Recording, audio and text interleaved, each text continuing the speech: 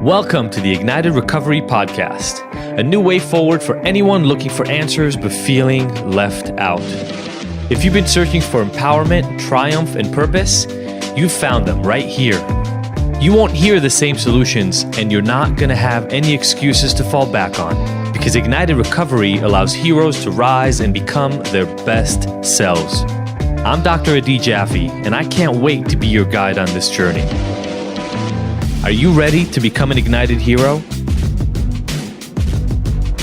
Hello, everyone, and welcome to this episode of the Ignited Recovery Secrets podcast. I'm Adi Jaffe, and I am really excited to be with you today and tell you really kind of the origin story behind why Ignited Recovery, not the podcast, but the whole system and everything that I'm working with around mental health and addiction and shame has really come about.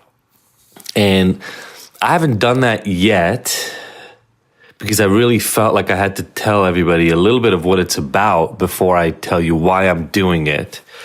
But I think the why, just like in last week's episode about purpose, is the main driver. And if you haven't seen any of Simon Sinek's, it's about the why, kind of from his TED Talk to his book, etc. Please check that out because, I'm not the only one who believes that your purpose and your why are the things that drive what you do, whether in life or in business. And so, I've talked quite a bit from the Abstinence Myth book, writing about my story, to on this podcast. And Sophie and I have talked about it to a lesser extent, and we'll probably do more about my own struggles with addiction. And, I remember back in the days when I was using, forget the early times, like when I was using meth every day, when I was selling drugs, when I was in the middle of the world of drugs, I didn't really even know that recovery existed, to be perfectly honest, right? Like every once in a while, a client would tell me that they quit, or a client would tell me that they're going to rehab. And I just kind of took it at face value. I didn't really understand what that meant. I literally had a handful of clients who would call me to tell me that they couldn't talk to me, which was always weird because it was strange. I mean, again, the only people that were sort of my friends were the drug dealers I hung out with, the people who sold drugs for me, and then my customers. They were the ones that would come over all the time, and we would get high together and spend time. So it wasn't weird that they would want to call me out of nowhere. It was weird that they would want to call me to tell me that they can't talk to me anymore and they can't come by. But then some of them would say, I'm going to rehab. And I would say, cool, I knew the concept. I understood what it meant, but I knew nothing about it. And then some of those clients literally took a car or drove or however they got out of rehab directly to my recording studio, which is where I was selling drugs and got high. And then others, disappeared and I never heard from them again. But I never really knew what happened. I didn't hear of AA. I didn't understand what was going on around recovery. And there were a couple of movies that had been made about rehab, but not too many. So I knew nothing when I got arrested almost and was told I've got to go to rehab, other than the fact that the idea existed. And when I got sent, I've talked about it before, I went to the most traditional rehab in Pasadena in Los Angeles. You come in, it's a residential place. So you walk in, they give you after they search your bag and make sure that you're not bringing any drugs along with you. They search that. They show you a room. You got like a twin bed in a room. In that one, there were only 2 people in each one of the rooms. The next one I went to were 5 of us in one room. But then you sit in a group. And as I talked about before, that first group, everybody sat around. They wanted me to introduce myself. So the leader, the group, I guess he was a counselor, but I wasn't really, I didn't really get to connect with him much that day for sure. But he put me in the middle of the circle and asked me why I'm there. And I came up with every reason that I could think of. I used too many drugs. I got arrested. My lawyer told me I should go to rehab to make a better case for myself. I don't want to disappoint my parents. And answer after answer was responded to with, no, that's not why you're here. until eventually, I've talked about this before, but it felt 45 minutes later. It must have been 5 to 15 minutes later. But, a circle full of about 15 to 20 people staring at you while you're being grilled. And I didn't know the answer. And eventually he said, you're here because you're an addict. And so I started becoming indoctrinated to a very traditional thing. Every day we would go to at least one AA meeting around Pasadena, and we'd get driven to that. Jump on a van and go out. We would have probably 2 to 3 groups a day. They were essentially AA groups where people would sit around and talk about their own experience leading them to coming in. And that's it. We would exercise. We would have an exercise hour every morning. We would eat, and we would do yard work. That was my initial rehab experience. When I got kicked out of that one for using, I've talked about that before, but I was allowed to go back to work. But unfortunately for me, work was sitting in my studio making music and getting fucked up. That's what used to be work. So when I got sent back, I was given no tools. It was just, okay, now you're ready to go back to work a month in. And I went back, I played around with some music, I got bored, looked around, found some drugs, and started using again. And then when they found out after New Year's Eve, when they let me out again, surprise, surprise, that I used, they kicked me out on the spot. And I was homeless at that point. I had a car. My parents had made me trade in my motorcycle and another car that I had leased from an old client. And that's it. That's all I had. And so I was out, and that's when I had that conversation with my father that I've gone through before, where I was at my studio and my dad called me like he had every day, and I had an entire story ready for him about why I am no longer in that first rehab, telling him that it's too far away from work and I need to be somewhere closer. And then eventually I owned up to it. I told him, I got kicked out. I got kicked out for using, and he was livid and screaming at me. And that's when I started owning my own recovery for the first time and saying, it's my responsibility. I have to. Hearing the disappointment in his voice and hearing his he was destroyed. He didn't know what to do. And I said, you can't do anything about this. I have to solve this. And I found my next rehab about 2 weeks later. And in the meantime, I was going at the time to Kaiser Permanente's outpatient treatment program, which was, no offense to them, but just bullshit. It was just sitting in a room for about 2 hours, a few times a week, with other people who didn't really necessarily want to be there. And just talking about what we've been through. Again, no real tools in any of these things. And I was using the whole time. I was actually selling a little bit still because the police department hadn't found all the drugs I had. And so I was selling to have some money. And I found the second place, and it was the same thing, except more people in a room and no counselors because it was sober living. So we were just going to meetings every day, at least one a day, now twice a day sometimes. And the rest of the time we were hanging out with the people in the room. That's it. That's all it was. And I got completely indoctrinated over the 2 years between those 2 rehabs and jail, completely indoctrinated to the idea that I'm an addict. I'm a lifelong addict. That's who I've always been. I just didn't know it before. And I was doomed for the rest of my life. I was going to be in this place, and I was going to have to go to meetings all the time and have a sponsor and get sponsees and do the steps repeatedly. And that was all I had. That was the only thing that was shown to me in any of those. And I was completely resigned to it. I didn't think there was anything else. And so went to jail. And then after I went to jail, I got out, went to Israel for a couple of months. My family, I hadn't been to Israel almost the entire time I'd lived out of here in LA because I was such a mess. I didn't want to see anybody. My parents didn't want to see me. Whenever they did see me, I was coming off of meth. So I was just sleeping the whole time and not at all active. And it was a mess. So I hadn't been to Israel in about 5 years. Went to visit. At that point, I'm overweight. I normally weigh about 155 to 160 pounds. I was almost 180 at that point because after the meth, my metabolism had completely disappeared. So I don't even feel like myself. And as I've talked about before, I couldn't get a job. I tried to get jobs when I got out of jail, but I was an ex-con with 9 freaking felony convictions. Nobody wanted to hire me. Nobody called me once after they either did a background check, because you have to check that box if you ever been convicted of a felony. And I had to check yes, because it's another felony to not check that box. So I didn't want to do that. And I checked the box, and whoever looked at it or did a background check would never even call me back. So I went back to school. And in school, I started studying psychology because that was what I studied at UCLA. So I had no idea where I wanted to go, but I did it because that was the next thing in front of me, as I talked about in another episode. But the thing is that in school, I started studying addiction, and I started looking at all the different aspects of what drives addiction, what we know about it. That's when I learned about the genetics of addiction, and that's when I learned about the environmental factors associated with it, right? The poverty and the violence that are associated with it. And I started doing my own research. That's my master's thesis was on the relationship between aggression, personality kind of aggression, right? People who are more aggressive than others, drug and alcohol use, and intimate partner violence or abuse in intimate relationships.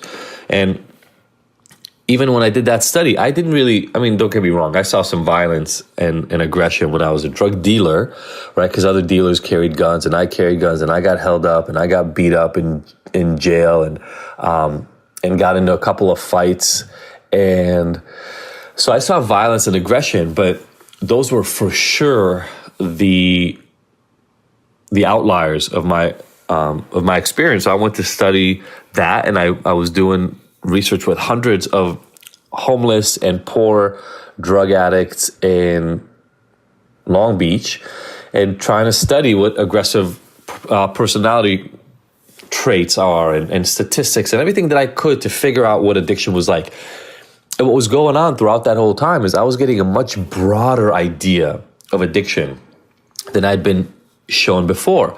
All of a sudden, there were ways to measure this thing, and there were factors that were associated with it. And it wasn't as clear cut as people are addicts or not addicts. They were kind of like, I was introduced to these levels, and I went, oh, that's really interesting. And then I went to UCLA, and I went even deeper into studying the neuroscience of motivation and the neuroscience of habits, and even deeper into statistics and more refined ways of looking at it. And I studied genetics and epigenetics and the understanding that people's biological code changes over time. And so the environment affects it. And all of a sudden, I was looking at, I was doing animal studies with rats and mice, looking at nuanced effects of drugs, and it wasn't clear cut. There was nothing clear cut about it.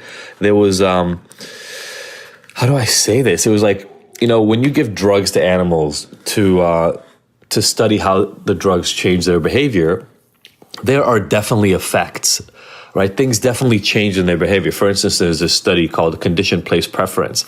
And you can train an animal who doesn't really understand that they're taking a drug at all. You can train them to like 1 out of 2 or 3 rooms in a box that I specially made, right? We had to have this box made, and the rat could tell the difference between the different boxes because the colors and the that were on the wall and the floors were different. So the rat could tell the difference, and we gave them drugs in one room and not in the others. And they ended up liking, I was literally giving them meth, which was a really bizarre experience, by the way, as an ex-meth addict and dealer to be giving meth to a rat. But we were doing these studies, and it was absolutely true that the rat would like that room better than other rooms.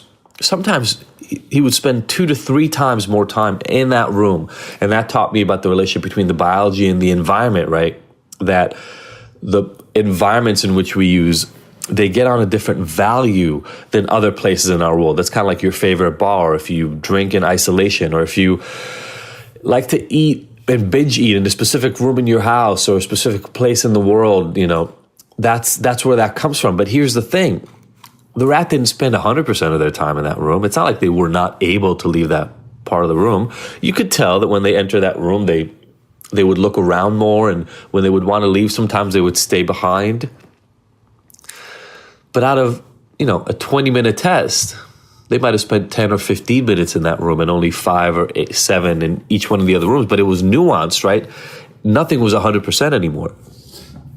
And then I was doing my dissertation work, and it became even more nuanced.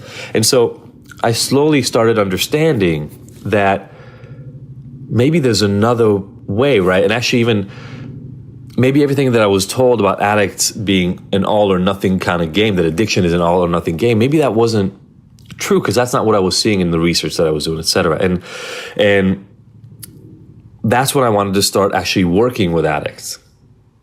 I said, I've been studying the research behind it a lot.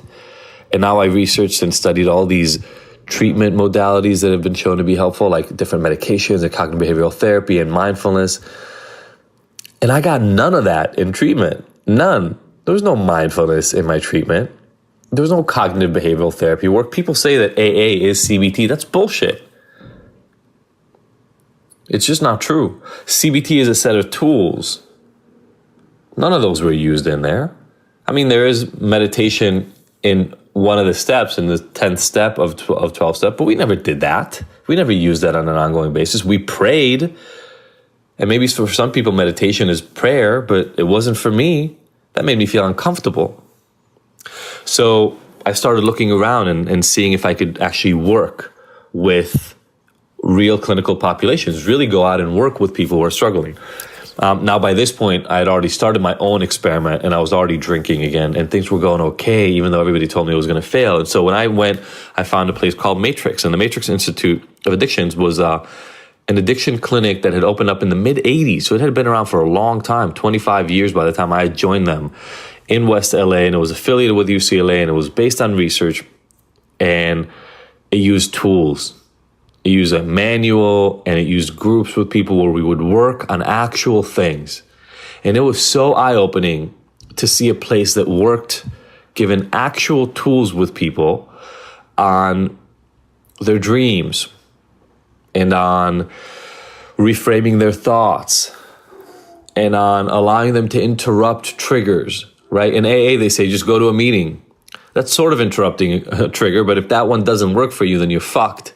At Matrix, we would talk about mindfulness-based relapse prevention and the idea of how do you interrupt that trigger to use and what can you put in place of it. And there's a lot of flexibility within that system that wasn't there before. And I loved it. And it was so nice to be in that place. The only issue was it had been around for 25, 30 years and it hadn't been updated at all.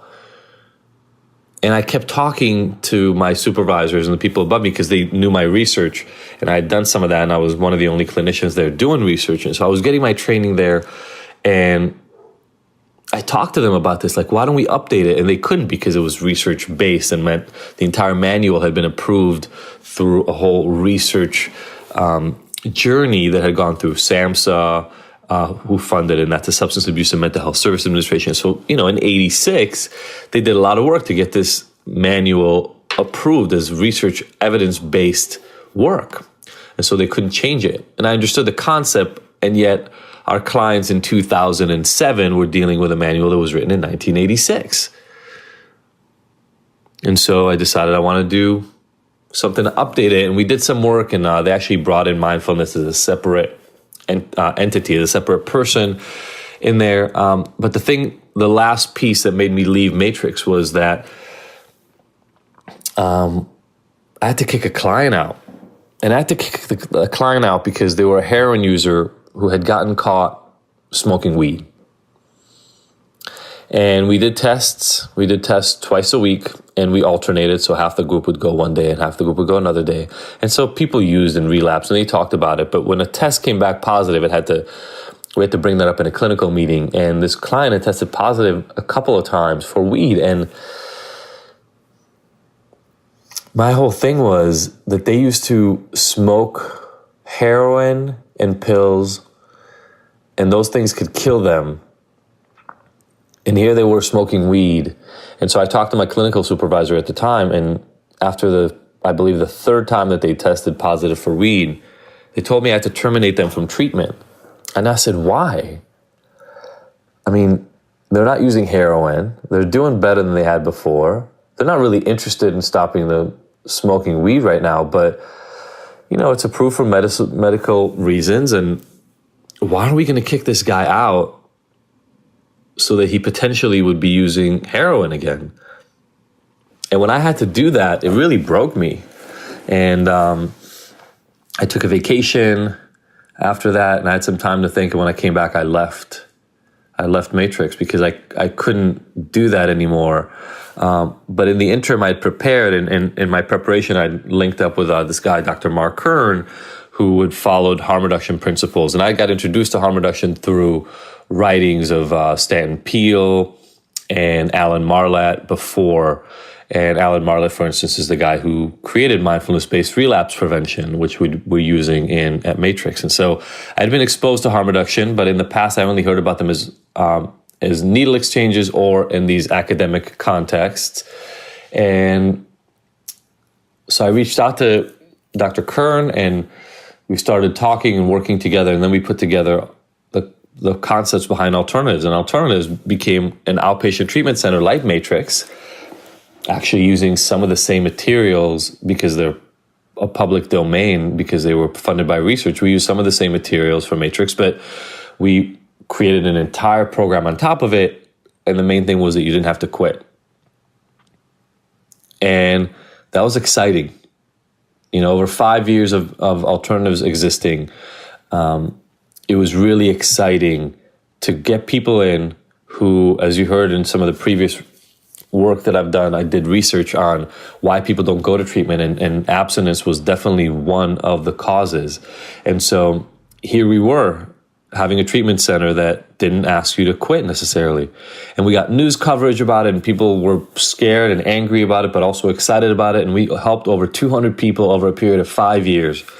People who may have never gone into treatment, may have been one of the people who just stay out of treatment because abstinence was the only way that they could get in. And here we were helping them. And it was a beautiful, beautiful thing. But when I look back at that research that I'd done, there were 4 main barriers, and they were shame, cost, logistics, and abstinence. And at Alternatives, we dealt with one of those, abstinence. And we couldn't deal with cost because I got to tell you, running a treatment center is a hugely expensive endeavor. And so we couldn't make it cheaper. And logistics, people had to show up. They had to go sit in our offices, and they had to take time off of work or had to figure out a way to be with us for 10 to 12 or 15 hours a week, including driving. And the shame, they had to walk into an office. They had to talk to other people sitting in front of them about what's wrong. And that escalated the shame, because walking into a room full of people and telling you that you're broken is hard. And so when Alternatives closed, and Alternatives partially closed, because insurance is insane and doesn't pay for treatment the way it should. And I never managed a business that big, and I didn't know how to run a company of, 12 employees and 3 different systems. And there was some, personnel issues. I mean, there were a lot of reasons why I closed. It wasn't just because of the treatment piece. But when that stopped, I had, for the first time in my life, in a long time, since I was 15 or 16, I wasn't working. Well, I was teaching at UCLA still, but I wasn't working the way that I had been working always. And I had 3 months of kind of a break because summer was happening and I wasn't even teaching. And so I sat around and I thought to myself, what do I want to do? And I said, you know what? I want to make it as easy as possible to get help. I want to help not 200 people over the next 5 years, not even 1,000 people. I want to get to 1 million people. I want to help 1 million people beat their addiction. And I knew that, at least according to my research, there were 4 reasons why people don't come get help, right? Shame, cost, logistics, and abstinence. And if I add in some of the research that was found in the 80s and negative opinions about treatment, people who think badly about treatment. So I had to go out there and I had to figure out a way to create something completely different. And that's what made me go out and create the Ignited Recovery Secrets course. And the first time we did it, I didn't know if anybody was gonna join. I literally put out announcements and made a way for people to sign up.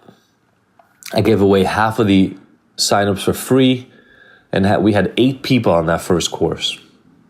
And for 6 weeks, twice a week, I would meet with them online live, and I would introduce them to tools, and we would talk through their issues, and I would give them all the knowledge that I gained over 10 years, 12 years at that point.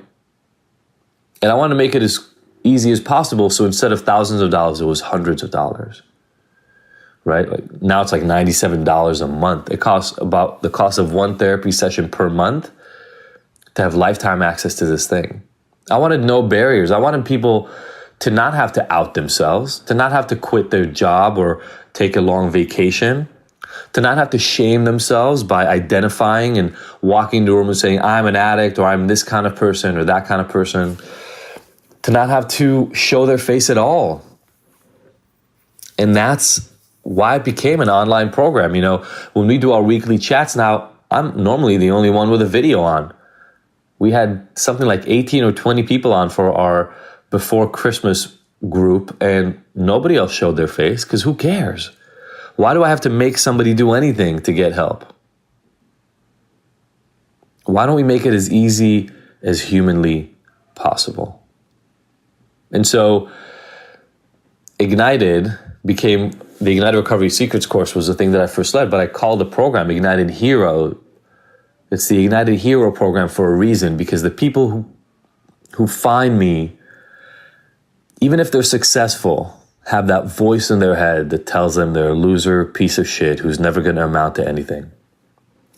And if you're still listening, I know this is a much longer episode than usual, but if you're still listening, then you either are one of those people or you know one of those people in your own life. One of those people who, no matter how much money they make at work or how great they are in relationships and how many people they've been with or what beautiful house or they live in or car they drive, there's this internal dis-ease, discomfort.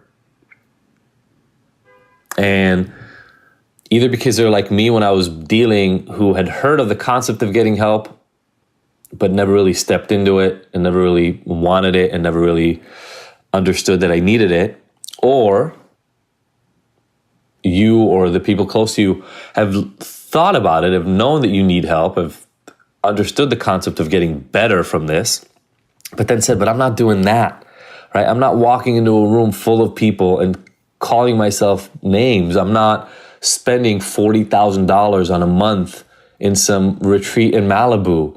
I'm not quitting. I want to get better, but I'm not going to totally quit. I figured it was high time that we created a system that doesn't make anybody do anything except for commit to showing up and wanting to get better. That's it. Just help. And so I've got to tell you, over the last year, it's been the most incredible journey, right? Literally about a year ago, Ignited Recovery did not exist. Sophie and I had a couple of podcast episodes. I had run the live course. But now in a year, we've helped 100 people through the course. I've written a book over that year, a book that's now been bought by over 2,000 people. And I get messages essentially every day from people telling me about the changes it's made for them or how it's opened the eyes of loved ones around them. Because those people, the book is called The Abstinence Myth on Purpose, because I know that even the most hardcore, non-committal, resistant person who wants help will look at a book called The Abstinence Myth and go, I want to know what that's about.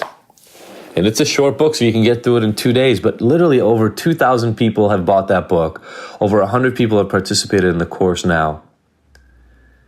And so it's starting, and that's why I started this episode podcast on Fridays as well, because again, the goal is to help 1 million people get better, right? There are 24 million or so addicts, people struggling with addiction in this country at any given time. And only a couple of million get help. And I want to help another 1 million get in there. And so that's it. That's a commitment at this point. And I know that for the rest of my life, we talked about purpose last week. So I'll tell you, other than helping my family and raising my children and making sure that they have the best life that they can and spending the best time that I can with Sophie, other than that purpose, the next purpose is this. The next purpose is making the world a better place by reducing barriers, cutting them off, and then getting out in front of it and talking about it and not letting people hide behind bullshit. Somebody left an anonymous comment on a Psychology Today article yesterday, and I learned this technique from an interview I read. I left my phone number. If you've got a problem with what I do, come talk to me. because I guarantee that I will persuade you that what I'm doing is right. I guarantee it. And the reason is simple. It's ridiculous that we have created a system that tells people they have to do anything other than want to get better and show up to get help. It's ridiculous. We don't do that for school. If you want to go to school, you get to go to school. You don't have to call yourself by any specific name. You don't have to say, I'm a student. You don't have to identify. You don't have to shame yourself in front of others. You don't have to pay a shit ton of money. That's why public schools exist. If we want to help, then we should just help. And so, the cost of the program is to cover the money it takes to do this, the money it takes to do what I'm doing right now, the money it takes to pay for the help that I have to do to get Ignited off the ground. But that is the goal. The goal is to make this as easy for everybody to reach as possible, so that all the lesson I learned from my own experience from school, from my first clinical experiences at Matrix, all the way to running my own rehab, to now at Ignited, how do we create a system that helps as many people as possible while eliminating as many of the boundaries? And if this connected for you, do me a favor, screenshot this. Let me know what part touched you the most, because that's the point of all of this. And I want you to take this into your life. How can you own your purpose and create a much, much bigger impact than you're even letting yourself believe you can have? Thank you so much, everybody. My name is D. Jaffe. Thanks for joining me for now this half-hour episode of Friday. Sorry I went so long. Hope it was useful. See you all next week. Thank you for tuning in to the Ignited Heroes Recovery Podcast. I really hope you found the information here useful and that we'll see you back here next week. And look, I want to make sure that this podcast is the most useful it can be for you, so please let me know by emailing info@ignited.com if there are any specific topics or questions you'd like to have addressed. As usual, if you like this episode, I would love for you to leave us a 5-star review and rating. Thanks, and see you next week.